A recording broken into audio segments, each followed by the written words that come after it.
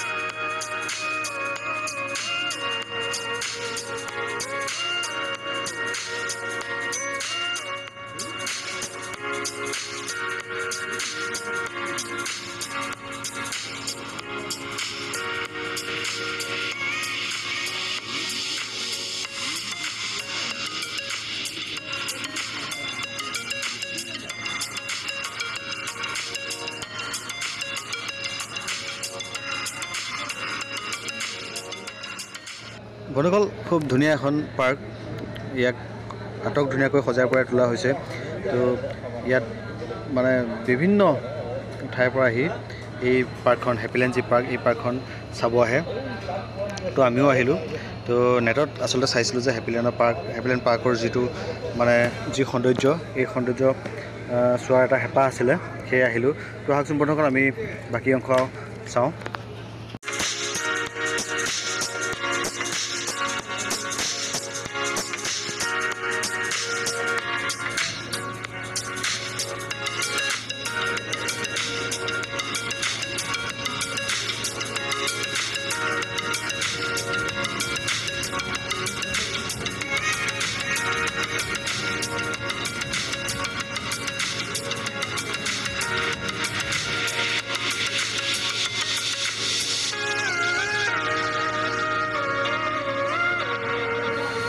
বন্ধুসকল ইয়াতে ৰোপৱেৰ সুবিধা আছে। ৰোপৱেত যিসকলে উঠিবৰ কাৰণে আগ্ৰহী হয় তেওঁলোকে এই ৰোপৱেত উঠিব পাৰিব।